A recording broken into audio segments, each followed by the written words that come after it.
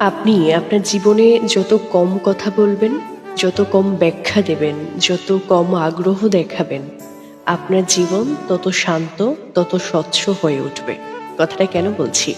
তাহলে পুরো ভিডিওটা দেখুন।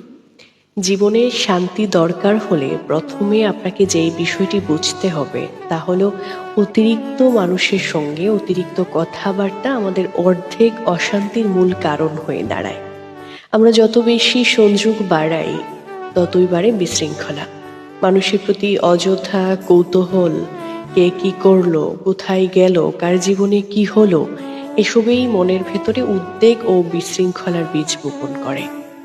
মানুষের ভুল দেখলে সঙ্গে সঙ্গে উপদেশ দিতে যাওয়ার আগ্রহ আমাদের অনেকেই দমন করতে পারি না।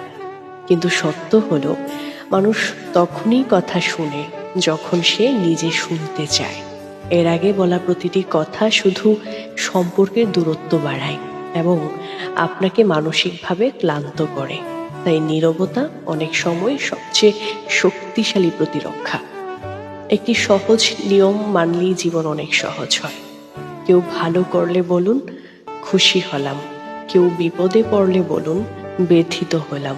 এর বাইরে অতিরিক্ত বিশ্লেষণের দরকার নেই। সবচেয়ে বেশি ক্ষতি হয় টক্সিক মানুষের কারণে, যারা নীরবে আপনার সময়, শক্তি ও মানসিক শান্তি গ্রাস করে। তাই ব্যাখ্যা না দিয়ে, অপরাধবোধ না নিয়ে তাদের থেকে দূরত্ব বজায় রাখুন। শেষ কথা কি জানেন? নম্র নীরবতাই অনেক সময় গভীর শান্তির পথ খুলে দেয়। আপনি যত কম কথা বলবেন, আপনি যত কম ব্যাখ্যা দেবেন, আপনি যত কম আগ্রহ দেখাবেন, আপনার জীবন তত সুন্দর, শান্ত এবং স্বচ্ছ হয়ে উঠবে। এই যে বললাম, জীবনে শান্তি দরকার হলে প্রথমে আপনার যেই বিষয়টি বুঝতে হবে সেটা হলো অতিরিক্ত মানুষের সঙ্গে অতিরিক্ত কথাবার্তা আপনার জীবনকে বা আপনার জীবনের অর্ধেক অশান্তির মূল কারণ হয়ে দাঁড়ায়। এটা আপনাকে বুঝতে হবে। এই জীবন অনেক সহজ হয়। কেউ ভালো করলে বলুন, খুশি হলাম।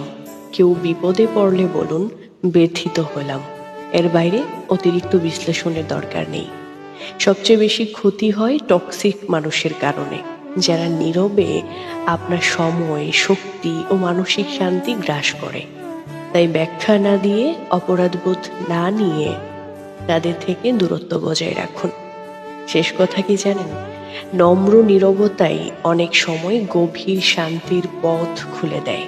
আপনি যত কম কথা বলবেন, আপনি যত কম ব্যাখ্যা দেবেন, আপনি যত কম আগ্রহ দেখাবেন, আপনার জীবন তত সুন্দর, শান্ত এবং স্বচ্ছ হয়ে উঠবে। এই যে